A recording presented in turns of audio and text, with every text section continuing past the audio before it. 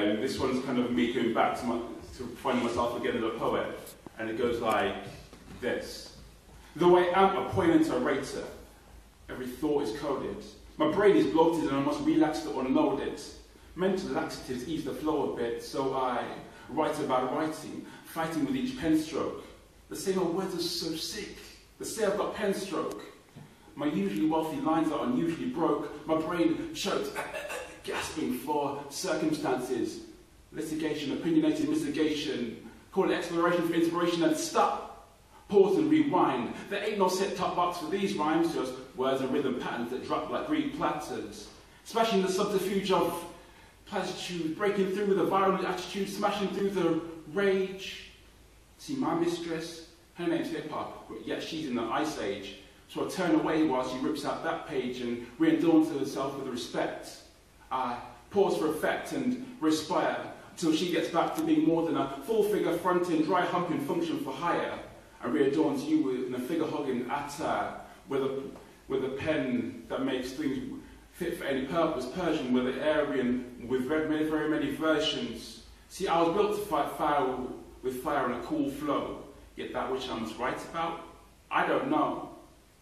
See, the passion from a pen only seems to ignite with the mystery of Zen. The passion from a pen with the mystery of Zen only seems to ignite like a belligerent light. The passion from a pen only seems to ignite when I cross swords and unite with my poetic kryptonite. The passion from a pen only seems to ignite when I cross swords and unite with a poetic kryptonite. But who is she? Who is she?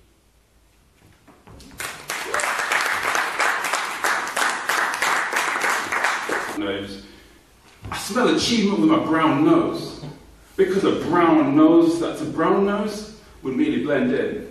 Pale was pending the gold post needs mending after affirmative action moves and claiming the net needs mending. The players need blending, but as the East is spending, European powers are bending, claiming hands are lending, yet their condescending manner is not offending because it's normal, while supports are sending that indigenous cultures are ending. UN's toy soldiers are defending the decoy dangers for the splendor of peacekeeping agendas, while the hidden news is that war is an enema. Take our economic predators without nuclear relatives, call it free trade and feed them cultural sedatives that impregnate the natives with HIV, discover the epidemic and donate healthcare free. We're in a George Orwell, not a Louis Armstrong, where a man is Armstrong, but still has to push a button. Why? Because he ain't Armstrong. Free speech is king, yet they shoot Kong because their knowledge is power and the dollar ain't strong. Thus, the last yard ain't long, then I'll protect my trees. Some are so slickly deceived they can't tell natural hair from a weave. So waving so free ignorance seems, it's a brainwash with ease with propaganda as a hair cream. Free speech is just a steam from the kettle of control. How can we wash in pure water without scalding our soul? I don't know. Until I brown nose without showing my brown nose. Because a brown nose that what gets exposed needs more than expansion strategies and rhetoric and magnet flows. We need action that shows more than passionate folks giving speeches that shows but never coming to know how many awards won them a Grammy. Is it the good life when we touch the sky like Kanye West and Pammy? Or when we sell it rather than sell out just to feed our family? Because when a brown knows how to brown nose without being a brown nose, then we might begin to have parity. Brown nose. Okay,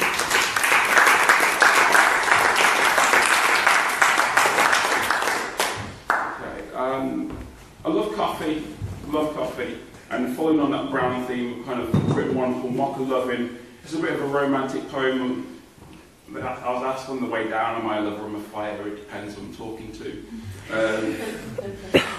So this one is like, coffee has arrived, the morning exclaimed. She gave him sugar last night as the moon slipped away. Under the covers of the sun they prepared to meet. Like two sticks to create more fire in spite of riveting heat. Her skin rippled at his touch like stones kissing a stream. Their hands fastened like seatbelts as their minds built up to steam. How they would ride into their dream, they were unsure. Her body pressed against his, so waiting his roar.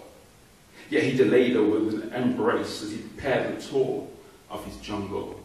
For he was coffee, so the morning explained, a tiger stalking her body and feeding her brain. For many lions had pried, but they fell away, yet he wanted her sweetness to never escape. Once she toured his jungle and experienced his taste, she would mark his territory with her scent, as to him she clave. She'd be the flavour of his coffee in every way, for she was sugar, as the moment had claimed. Her kisses lingered on his lips like an inspirational phrase. The heat of the moment would be self-made. He stood looking into her window, hoping for a wave. Their lips parted like the Red Sea, then together again came. As they flooded the room with passion, this tiger still had to be tamed. For though he was coffee, so the morning explained, strong and dark with a mahogany frame, he needed a few touches and they willfully came.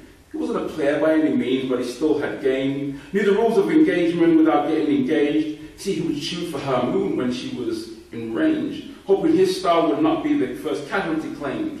Where in wisdom on his heart he sought to gain a higher status than the billboard for Nescafe. Time stood still in the moments when they embraced, for nothing else mattered in that time and space.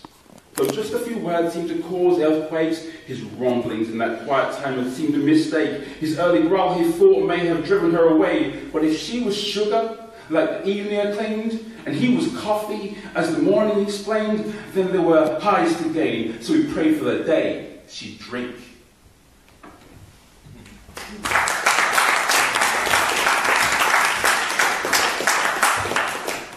Next poem I did a couple of years ago when it was National Poetry Day and we walked around Birmingham City Centre in pyjamas. It was a bit of a surreal experience. I was wearing a t-shirt that said King of the Duvet.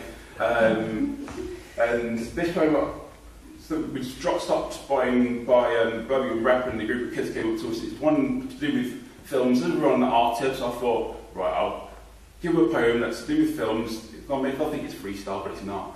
So it was like, in the pursuit of happiness, I have to train the inside man. Feed him on soul food to avoid the queen of the damned. With a beautiful mind, life should be sweeter than Space Jam, but I've got a hustle and flow. I wasn't born a hollow man. I wasn't born a candy man or the Prince of Egypt. I just want to break the dance on the B street of his drum line. Have still got a brew back in no business of mine, for too much brown sugar can leave a man on fire. Though every conspiracy theory is full of secrets and lies, we can become gossip kings but not the lord of the flies. The Truman Show, that starts in the deep blue sea of the mind. The devil was Prada, but Stigmata was the first hardcore design.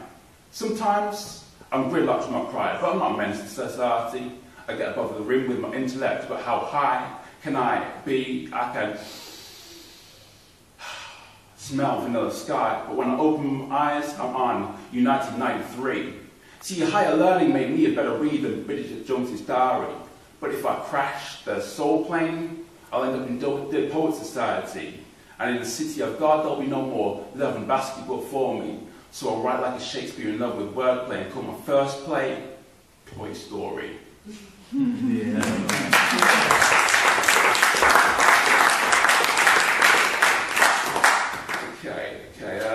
What have I got now?